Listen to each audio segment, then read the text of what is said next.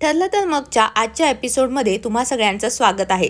सायलीने सगळ्यांसमोर प्रियाचा खोटारडेपणा उघड पाडलेला आहे आणि आज अर्जुन जो आहे सोन्याच्या तुकड्याबद्दल माहिती काढून जी भेटू शकते ती घेऊन घरी आलेला आहे आणि त्याला बायकोच्या हातची फ्रेश कॉफी जी पाहून त्याला खूप चांगलं वाटतं। आणि इकडे तो सायलीला सांगतो की जे सोनार आले होते त्यांनी सांगितलं की ही खूप जुनी ज्वेलरी आहे आणि आत्ता बनणं अशक्य आहे। त्यावर सायलीला आणि अर्जुनला शॉक बसतो की साक्षी तर आधुनिक कपडे घालते, मग ही ओल्ड ज्वेलरी कोणाची आहे।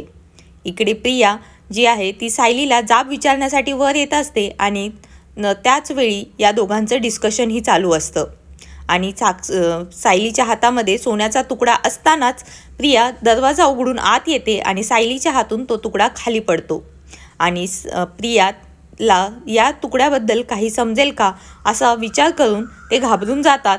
पण सायली नाटक करते की हा तर माझ्या पेंडंटचा तुकडा आहे आणि त्याला मी लगेच नीट करून आणणार आहे आणि ते प्रियाला म्हणतात की तू आमच्याकडे कशासाठी आलेली आहेस। आणि प्रिया सांगते की मी तुमचं नवरा बायकोचं डिस्कशनसाठी नाही तर तुला जाब विचारण्यासाठी आलेली आहे। तुला काय वाटतं, मला खोटारडं पाडून मी घरातल्यांची नावडती होईल का?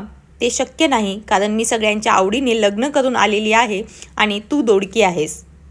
यावर सायली तिला सडेतोड उत्तर देते आणि म्हणते की मी काय आहे आणि काय नाही यावर तू लक्ष नको देऊ, कारण आता घरातल्यांना सगळ्या गोष्टी समजत आहेत, तर तू तुझ्याकडे लक्ष दे, कारण काही दिवसातच तुला आवडतीवरनं दोडकी व्हायला वेळ लागणार नाही।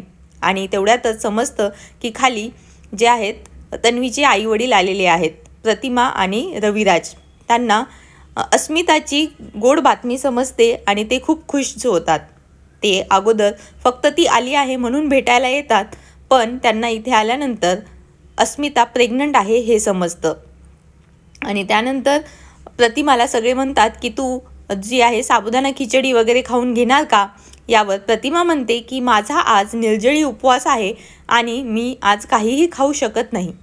हे ऐकून सगळ्यांनाच धक्का बसतो, कारण आज जो आहे तो सायलीचा पण निर्जळी उपवास असतो आणि अनकॉन्शियसली दोघींनीही, कारण त्या खरोखरीच्या मुलगी आणि आई असतात त्यामुळं त्यांनीही हा उपवास पकडलेला असतो।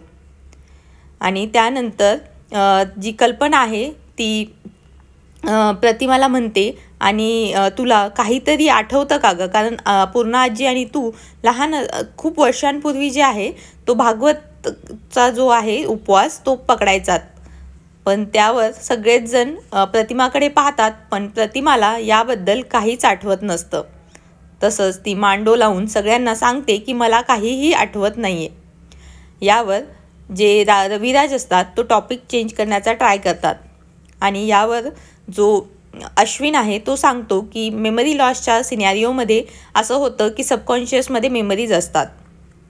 त्यानंतर जे आहे रविराज प्रियाला विचारतात की तुझा पण उपवास आहे का? आणि यावर जी पूर्णा आजी आहे ती सांगते की नाही, प्रियाचा आज उपवास नाही आणि आम्हाला त्याचा काही प्रॉब्लेमही नाही की तिने उपवास पकडला नाही, पण तुझी जी मुलगी आहे तन्वी ती खूप जास्त खोटं बोलायला लागली आहे। आणि ते प्रियाला बजावतात की तू जर असंच खोटं बोलत राहिली तर तुझ्यासाठी प्रॉब्लेम असेल। अश्विन विचारतो की काय झालं, पण सायली जी आहे ती टॉपिक बदलून घेते आणि सांगते काहीही नाही झालं आणि टॉपिक बदलण्यासाठी प्रतिमाला विचारते की तुमची साडी तुम्ही कुठून घेतली आणि सगळ्यांनाच समजतं की तिने टॉपिक चेंज केलेला आहे। आणि इकडे महिपत आणि नागराज जे आहे ते खूप वैतागलेले असतात, कारण अर्जुन एका पाठोपाठ एक खूप साऱ्या केसेस जिंकत असतो आणि नागराजचं यामुळेच स्वप्न पूर्ण झालेलं नसतं। त्याला जे आहे ती पूर्ण प्रॉपर्टी जी रविराजची आहे ती हवी असते, पण या विलास मर्डर केसमुळं सगळंच नाहीसं झालेलं असतं।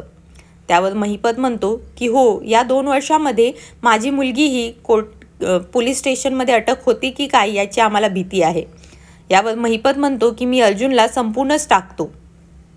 इकडे सायली आणि अर्जुन परत त्याचबद्दल डिस्कस करत असतात। अर्जुन म्हणतो की तू का प्रियाची खोटारडेपणा लपवलास? त्यावर सायली म्हणते की तुम्ही काळजी नका करू, मी तिला आता सडेतोड उत्तर देत आहे, त्यामुळं कुणालाही काळजी करण्याची गरज नाही। आणि आता सगळ्यांचे डोळे उघडलेले आहेत आणि सगळ्यांना खरं आणि खोटं समजतं. त्यानंतर सायली अर्जुनला म्हणते की तुम्हाला सोन्याबद्दल काही कळालं का? आणि अर्जुन सांगतो की अजून तरी काही नाही. आणि सायली म्हणते की तुम्ही स्वतः पण एकदा चेक करा. मे बी सोनारांना जे दिसलं नाही त्यांना वाटलं असेल की ते गरजेचं नाही, ते तुम्हाला योग्य वाटेल आणि मे बी आपल्या केससाठी काहीतरी मदत होईल. आणि ते अर्जुनलाही पटतं आणि अर्जुन आता पुढच्या एपिसोडमध्ये त्या सोन्याबद्दल जे आहे ते भिंगामधनं चेक करणार आहे आणि त्याबद्दलची इन्फॉर्मेशन काढणार आहे. तुम्हाला हा एपिसोड कसा वाटला त्याबद्दल कमेंटमध्ये सांगायला विसरू नका आणि या चॅनलला सबस्क्राईब नक्की करा. थँक्यू.